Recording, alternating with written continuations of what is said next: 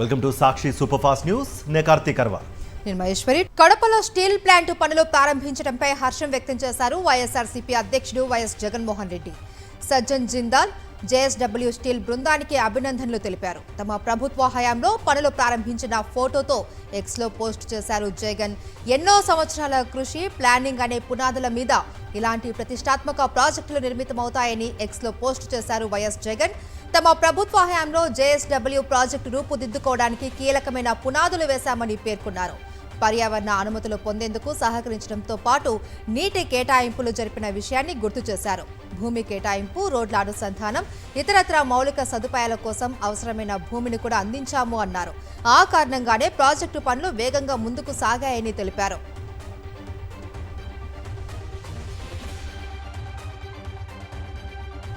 దురదృష్టవశాత్తు 2 ఏళ్లుగా ఈ ప్రాజెక్ట్ పనులు పూర్తిగా నిలిచిపోయాయని ఆవేదన వ్యక్తం చేశారు వైఎస్ జగన్. ఎంతో కాలంగా ఎదురుచూస్తున్న ఈ ప్రాజెక్ట్ ఆలస్యమైన ఇప్పుడైనా పనులు తిరిగి ప్రారంభం కావడం సంతోషకరమని పేర్కొన్నారు. కడప ప్రజలు చాలా కాలంగా ఎదురుచూస్తున్న ఈ ప్రాజెక్టుకు ఇక ఎలాంటి ఆటంకాలు ఉండకూడదని ఆకాంక్షించారు వైఎస్ జగన్.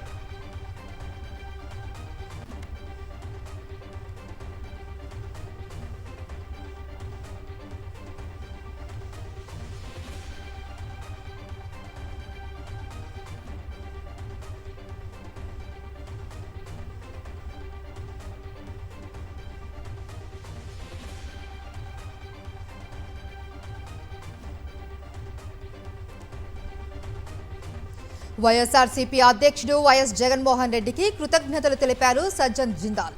మీ ప్రభుత్వంలో వేగంగా వచ్చిన అనుమతుల వల్లే ఇది సాధ్యమైంది అంటూ ఆయన ట్వీట్ చేశారు. త్వరలోనే ఈ ప్రాజెక్టును పూర్తి చేస్తామని పేర్కొన్నారు. స్టీల్ ప్లాంట్ వల్ల ఈ ప్రాంత యువత, వారి కుటుంబాలకు మంచి భవిష్యత్తు ఉంటుంది అన్నారు సజ్జన్ జిందాల్.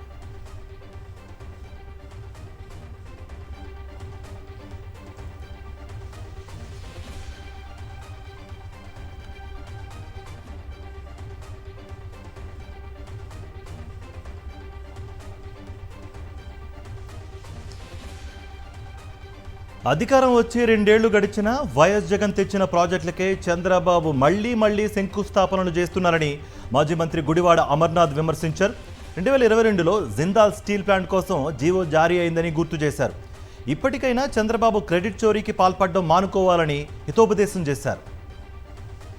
2024లో అప్పటికి రాష్ట్రంలో పెట్టుబడులు పెట్టినటువంటి జిందాల్ వాళ్ళని కక్ష కట్టినట్టు మీరు ఎందుకు నిర్మాణాలు చేయాలి, ఎందుకు ఈ రాష్ట్రంలో పెట్టుబడులు పెట్టాలని చెప్పి ఎవరో ముంబై నుంచి ఒక యాక్ట్రెస్ని తీసుకుని వచ్చి కేసు పెట్టించి లేనిపోయినటువంటి రాద్ధాంతం సృష్టించి దాంట్లో 2 ఐపీఎస్ ఆఫీసర్లను సస్పెండ్ చేసి సీనియర్ అధికారులని ఇప్పటికీ కూడా వారికి పోస్టింగ్స్ ఇవ్వకుండా 2 సంవత్సరాల పాటు ప్రాజెక్టుని నడవకుండా చేసేసి మళ్ళీ ఈరోజు కొత్తగా వచ్చి చంద్రబాబు నాయుడు గారు మళ్ళీ శంకుస్థాపన కడప స్టీల్ ప్లాంట్కి. అంతర్జాతీయ మేస్త్రీ సంఘం అధ్యక్షుడు చంద్రబాబు నాయుడు గారు. ఆంధ్రప్రదేశ్కు అమరావతి పెద్ద గుదిబండ అన్నారు YSRCP state coordinator Sajjala Ramakrishna Reddy. స్కామ్లు, రియల్ ఎస్టేట్ కోసమే చంద్రబాబు అమరావతి జపం చేస్తున్నారన్నారు ఆయన.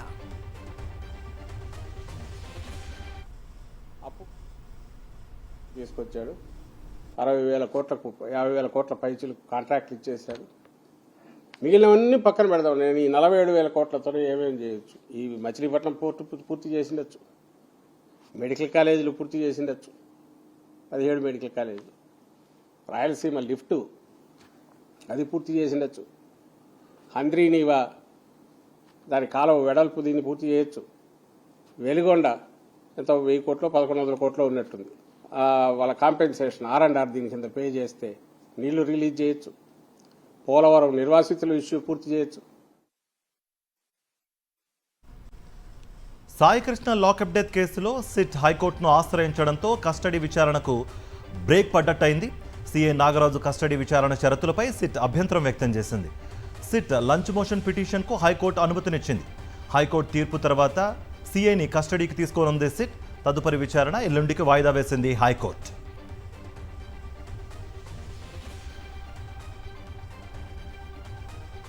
కృష్ణా జిల్లా ఎనగూదురు పోలీస్ స్టేషన్పై జనసేన కార్యకర్తలు దాడికి తెగబడ్డారు. ప్రశ్న రావణ్పై దాడికి ప్రయత్నిస్తున్నారు. బారికేడ్లను నెట్టుకొని మరీ దూసుకెళ్లారు. పోలీసులు అడ్డుకునే ప్రయత్నం చేసినప్పటికీ పోలీస్ స్టేషన్ గోడలు దూసుకెళ్లారు. వారిని అడ్డుకునే ప్రయత్నంలో పలువురు పోలీసులు కూడా కింద పడిపోయారు. జనసేన మూకల వీరంగంతో అక్కడ ఉద్రిక్తత చోటు చేసుకుంది.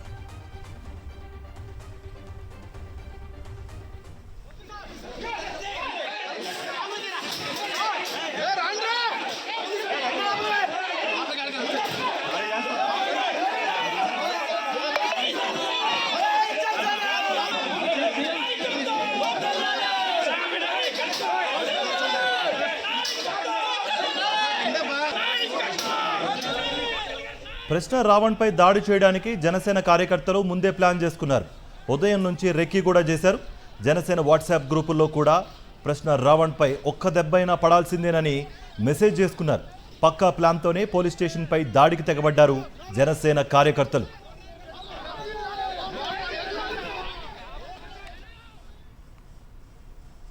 యూట్యూబర్ ప్రశ్న రావణ్ విషయంలో మరోసారి హై డ్రామా నెలకొంది. రావణ్ కు మచిలీపట్నం ఆసుపత్రిలో వైద్య పరీక్షలు పూర్తి చేయించిన తర్వాత ఆయన్ను కోర్టులో హాజరుపరుస్తామని పోలీసులే చెప్పారు. అయితే వైద్య పరీక్షలు ముగిశాక ఆయన్ను ఎక్కడికి తీసుకెళ్లారు అనేది పోలీసులు చెప్పకపోవడం పలు అనుమానాలకు తావిస్తుంది. అంతకుముందు రావణ్ చుట్టూ భద్రతను పెంచి వైద్య పరీక్షల కోసం మచిలీపట్నం ప్రభుత్వ ఆసుపత్రికి తరలించారు పోలీసులు. ఆ తర్వాత రావణ్ను ఎక్కడికి తీసుకెళ్లారు అనే దానిపైన పోలీసులు సమాచారం ఇవ్వకపోవడం హైడ్రామాగా మారింది. జనసేన ఓవర్ యాక్షన్ పై మరోసారి ఆగ్రహం వ్యక్తం చేశారు నటుడు ప్రకాష్ రాజ్. ప్రశ్న రావణ్ విషయంలో జన సైనికులు రెచ్చిపోతున్నారంటూ మరో వీడియో రిలీజ్ చేశారు. అసలు జన సైనికులా గూండాలా అని ప్రశ్నించారు. ప్రశ్నించే వాళ్లను జన సైనికులు చంపేస్తారా ఏంటి అని నిలదీశారు. జనసేన ఆగడాలను దేశం మొత్తం చూస్తోందన్నారు ప్రకాష్ రాజ్. సైనికులు బాగా రెచ్చిపోతున్నారు. జన సైనికుల గుండలా ప్రశ్నించాడని పోలీసులను పంపించి అరెస్ట్ చేసి తీసుకొచ్చారు. బెయిల్ మీద బెయిల్ ఇస్తుంది కోర్టు, అరెస్ట్ల మీద అరెస్ట్ చేస్తున్నారు మీరు. ఈ కొత్త నాటకం ఏంటి? ఈ బెదిరింపులేంటి? ఈ జన సైనికులు ప్రశ్నించే వాళ్ళని చంపేస్తారా ఏంటి? Behave yourself. దేశం చూస్తోంది. This is not done. ఏలూరులోని జనసేన పార్టీ కార్యాలయం వద్ద ఉద్రిక్తత నెలకొంది. పోలవరం ఎమ్మెల్యే చిర్రి బాలరాజుపై దాడికి యత్నించాడు జనసేన కార్యకర్త మధు. చిర్రి బాలరాజు మీడియాతో మాట్లాడుతుండగా దాడి చేయబోయాడు. వెంటనే అప్రమత్తమైన పోలీసులు అతన్ని అడ్డుకున్నారు. పోలవరం నియోజకవర్గంలో వర్గ విభేదాలపై తొలిసారి చిర్రి బాలరాజు బహిరంగ వ్యాఖ్యలు చేశారు. పార్టీలో కొందరు నాయకులు కావాలనే తనపై దుష్ప్రచారం చేస్తూ ఉన్నారని ఆరోపించారు. ఏపీ మంత్రుల తీరు విడ్డూరంగా ఉంది. హోంమంత్రి అనిత శాఖలో పవన్ కళ్యాణ్ జోక్యం చేసుకుంటున్నారు. తాజాగా డిప్యూటీ సీఎం పవన్తో ఈగల్ చీఫ్ రవికృష్ణ భేటీ అయ్యారు. 2 రోజుల కిందటే పవన్ కళ్యాణ్ సోషల్ మీడియాపై ప్రకటన చేశారు. సోషల్ మీడియా కేసులు పెట్టించేందుకు ప్రత్యేక విభాగం ఏర్పాటు చేశారు. ఈరోజు డిప్యూటీ సీఎంతో భేటీ అయ్యారు ఐజీ రవికృష్ణ. వేరే శాఖ మంత్రికి నివేదిక ఇవ్వడంపై పోలీస్ శాఖలో పెద్ద ఎత్తున చర్చ జరుగుతోంది. బీఆర్ఎస్ హయాంలో చేసిన అప్పులపై సవాల్కు కట్టుబడి ఉన్నానన్నారు మంత్రి జూపల్లి కృష్ణారావు. తాను చేసిన ఆరోపణలు తప్పు అని రుజువైతే రాజీనామా చేసేందుకు సిద్ధమన్నారు. చర్చకు రావాలి అని వాట్సాప్ ద్వారా మెసేజ్ పంపినా ఎందుకు రాలేదు అని కేటీఆర్ హరీష్ రావును ప్రశ్నించారు. ఇదే ప్రెస్ క్లబ్లో ఇక్కడికి రమ్మని ఆహ్వానించాం. ఎందుకు రాలేదని అడుగుతున్నా. మీరు సిగ్గుదప్పిన బతుకుతూ మీరు రాలేక నేను వారి పైన మాట్లాడుతున్నారు. మీ తెలంగాణ భవన్కు వస్తేనే లెక్క ఉన్నట్ట. ఎందుకు ముఖం చెల్లలేదు మీకు? బాబామర్ల ఇద్దరికి మళ్ళీ ఉల్టా చోర్ కోత్వాలు దాంట్లో అన్నట్టుగా మీరు మాట్లాడతారు. నేను రాజీనామా కట్టుబడి ఉన్నాను. ఈ 4.17 లక్షల కోటిని అన్నావు కదా, కేటీఆర్ 3.5 కోట్లు కదా. నేను రాసిన లెటర్లో జవాబు నేను నా రాజీనామాకు ఎమ్మెల్యే పదవికి మంత్రి పదవికి కట్టుబడి ఉన్నారు రాసిన. మరి మీరు ఎందుకు రాయలే? కేసీఆర్ తోటి మాట్లాడేమని చెప్పినా ఎందుకు మాట్లాడిస్తలేరు? మంత్రి జూపల్లికి మాజీ మంత్రి హరీష్ రావు బహిరంగ లేఖ రాశారు. అప్పులపై కాంగ్రెస్ దుష్ప్రచారం చేస్తోందని హరీష్ రావు మండిపడ్డారు. 9.5 ఏళ్లలో 4,17,000 కోట్లు అప్పు చేశామని ఆయన చెప్పారు. 2.5 ఏళ్లలో కాంగ్రెస్ 4.5 లక్షల కోట్లు అప్పు చేసిందన్నారు. అప్పులపై ఎక్కడైనా చర్చకు సిద్ధమన్నారు హరీష్ రావు.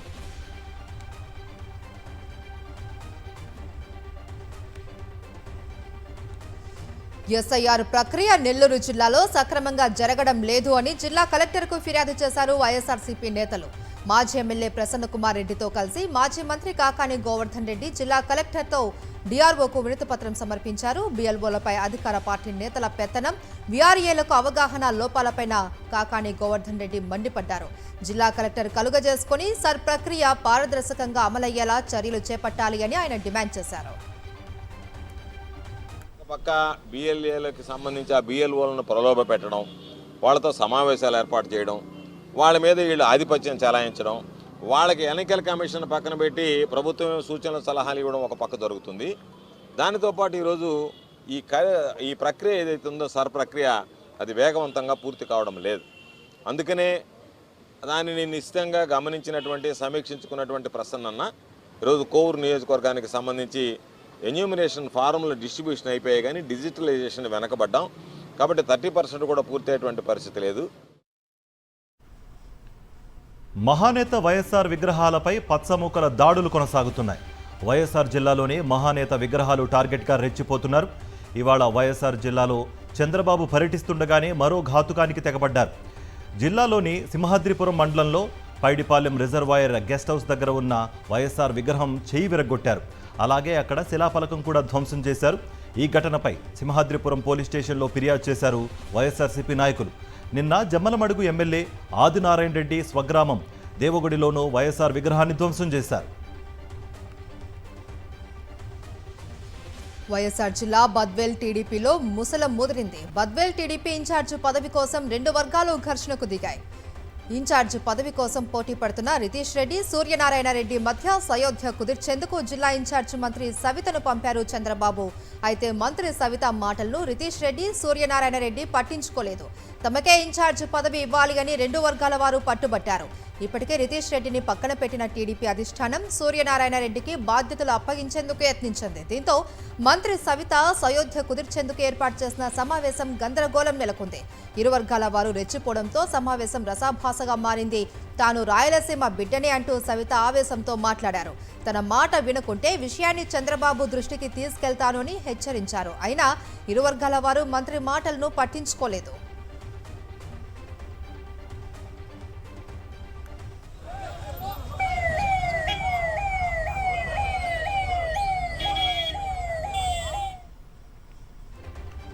కాకినాడ జిల్లాలో అదృశ్యమైన చిన్నారి జ్ఞానేశ్వరి ఆచూకీ దాదాపు నెల రోజులవుతున్నా తేలకపోవడంతో ఆ పాప తల్లిదండ్రులు తీవ్రంగా తల్లడిల్లిపోతున్నారు. పోలీసులు ఎంత ప్రయత్నించినా చిన్నారి జాడ కనిపెట్టలేకపోతూ ఉండడం వారిని మానసిక క్షోభకు, ఆవేదనకు గురిచేస్తోంది. జ్ఞానేశ్వరి ఆచూకీ కోసం పోలీసులు రూపొందించిన గోడ పత్రికలను పాప తండ్రి గణేష్ స్వయంగా అంటిస్తున్నారు. అనకాపల్లి, అల్లూరి సీతారామరాజు జిల్లాల్లోని ఏజెన్సీ ప్రాంతాల్లో పలుచోట్ల అంటిస్తూ చిన్నారి కోసం తపిస్తున్నారు. తమ పాపను ఎవరైనా అపహరించి ఉంటే తమకు తిరిగి క్షేమంగా అప్పగించాలని తల్లిదండ్రులు భవానీ, గణేష్ వేడుకుంటున్నారు.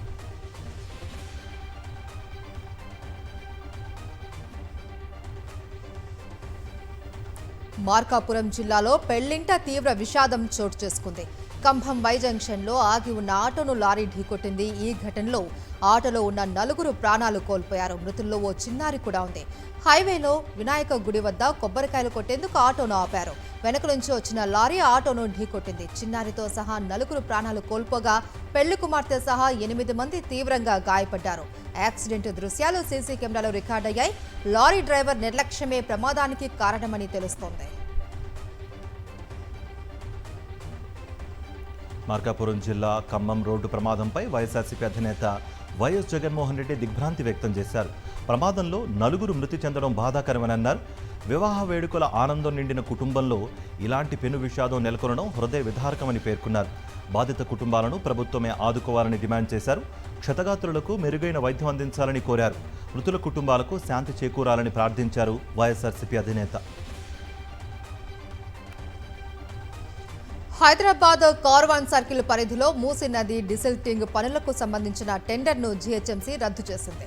టెండర్లలో అవకతవకల ఆరోపణలతో రద్దు చేశారు జీహెచ్ఎంసీ కమిషనర్. పురాణాపూల్ బ్రిడ్జ్ నుంచి అత్తాపూర్ బ్రిడ్జ్ వరకు మూసీ డిసిల్టింగ్ పనుల కోసం టెండర్లు విడుదల చేయగా టెండర్లో 26% తక్కువ ధర కోట్ చేసిన బిడ్డర్ను పక్కన పెట్టి కేవలం 2% తక్కువ ధర కోట్ చేసిన సంస్థకు పనులు కేటాయించినట్లు ఆరోపణలు వచ్చాయి. అలాగే టెండర్ ప్రక్రియలో సరికొత్త నిబంధనలు చేర్చి వాటి ద్వారా తనకు అనుకూలంగా ఉన్న సంస్థకు కాంట్రాక్ట్ అప్పగించారు అని కాంట్రాక్టర్లు ఉన్నతాధికారులకు ఫిర్యాదు చేశారు. ఈ ఫిర్యాదులపై విచారణ నిర్వహించిన అనంతరం జీహెచ్ఎంసీ కమిషనర్ టెండర్ను రద్దు చేశారు.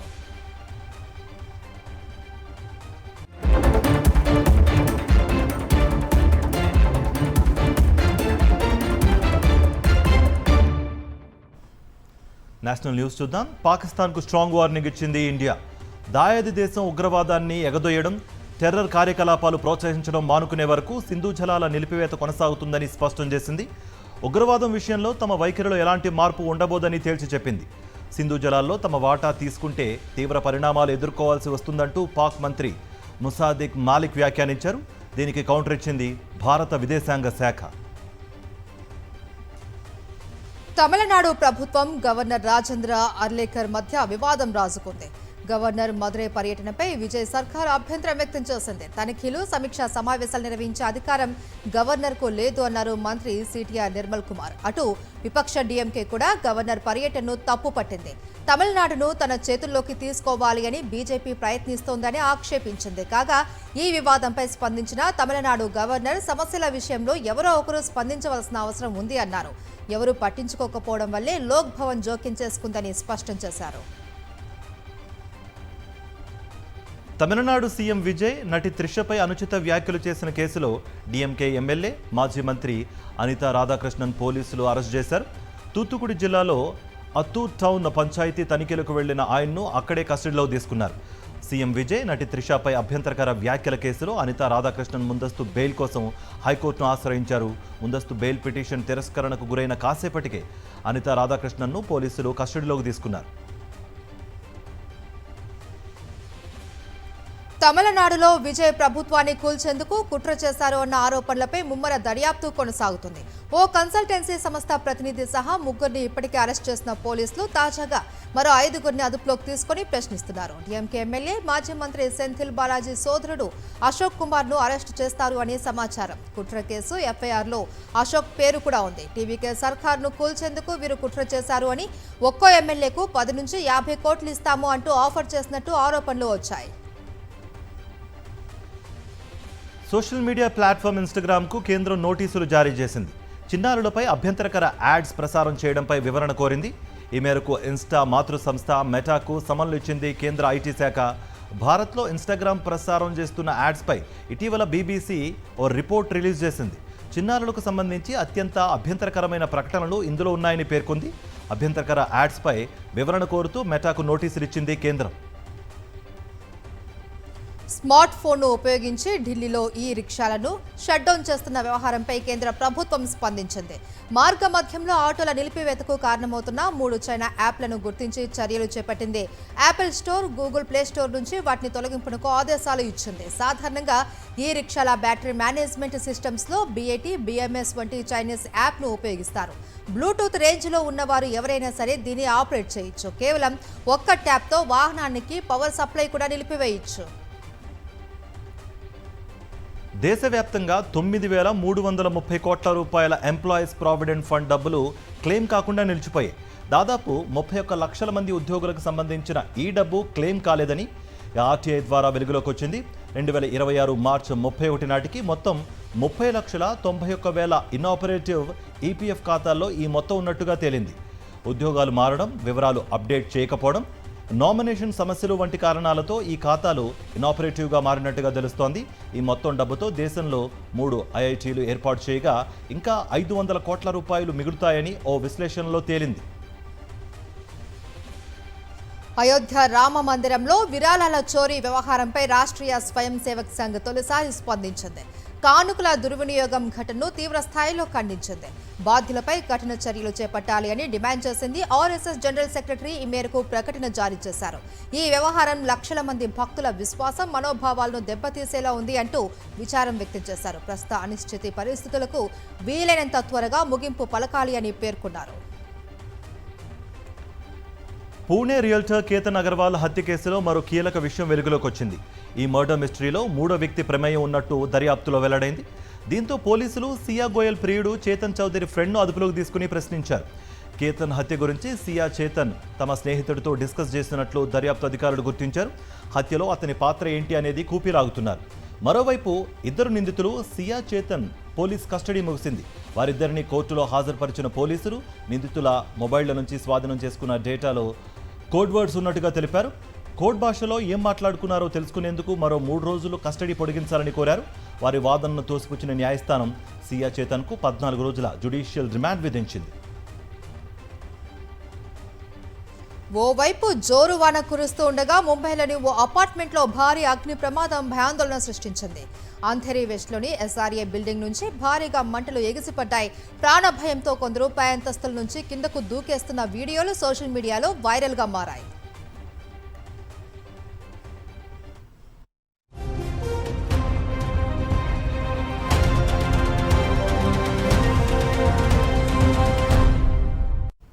International news.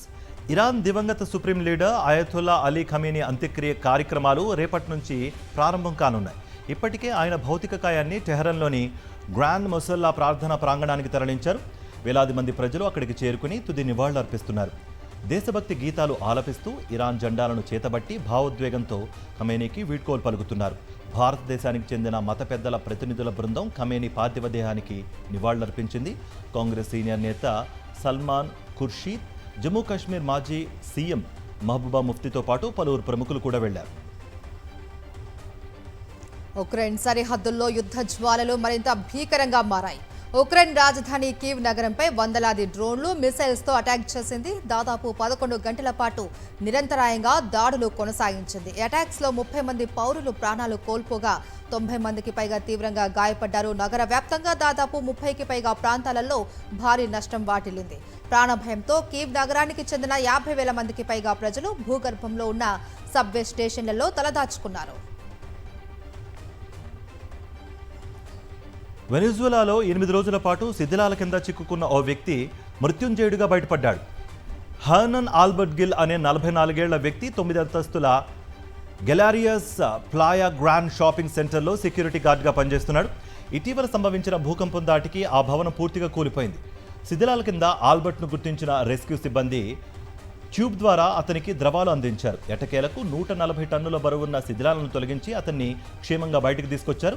ఆసుపత్రిలో చికిత్స పొందుతున్న ఆల్బర్ట్ను ఆ దేశ తాత్కాలిక అధ్యక్షురాలు డెల్సీ రోడ్రిగ్స్ పరామర్శించారు. పాకిస్తాన్లో ఘోర రోడ్డు ప్రమాదం జరిగింది. ఖైబర్ పఖ్తూన్ఖ్వా ప్రావిన్స్లో బస్సు లోయలో పడిన ఘటనలో 40 మంది చనిపోయారు. బలూచిస్తాన్ ఖైబర్ సరిహద్దుల వద్ద దారాసర్ ప్రాంతంలో బస్సు అదుపు తప్పి లోయలోకి దూసుకెళ్లింది. క్వెట్టా నుంచి ఇస్లామాబాద్కు వెళ్తుండగా ఈ ఘటన చోటు చేసుకుంది. ఓవర్లోడ్ కారణంగానే బస్సు అదుపు తప్పినట్టు ప్రాథమికంగా అంచనా వేస్తున్నట్లు పోలీసులు తెలిపారు.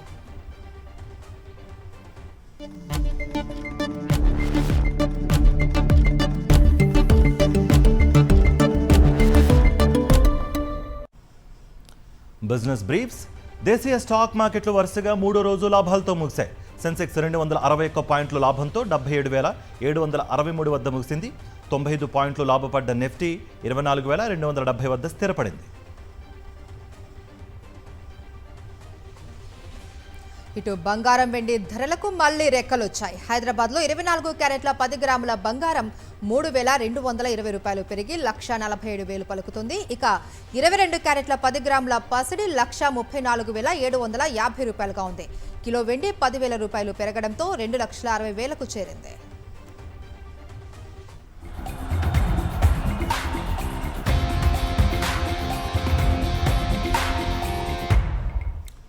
Sports updates. ఇంగ్లాండ్తో రెండో టీ20 మ్యాచ్కు సిద్ధమైంది టీమిండియా. తొలి మ్యాచ్ వర్షం కారణంగా రద్దయింది. ఈ మ్యాచ్లో సంజు శాంసన్, ఇషాన్ కిషన్ మరోసారి విఫలమయ్యారు. ఈ తరుణంలో వైభవ్ సూర్యవంశీని తుది జట్టులోకి తీసుకుంటే బాగుంటుందనే అభిప్రాయాలు కూడా వ్యక్తమవుతున్నాయి. మేనేజ్మెంట్ మాత్రం సీనియర్లకు మద్దతుగా నిలుస్తూ ఉండడంతో రెండో మ్యాచ్లోనూ వైభవ్కు అవకాశం దక్కడం కష్టమే అనిపిస్తోంది. ఇవి సూపర్ ఫాస్ట్ న్యూస్ అప్డేట్స్. మరిన్ని అప్డేట్స్ కోసం ఛానల్ను సబ్స్క్రైబ్ చేయండి. నోటిఫికేషన్స్ కోసం బెల్ ఐకాన్ పై క్లిక్ చేయండి.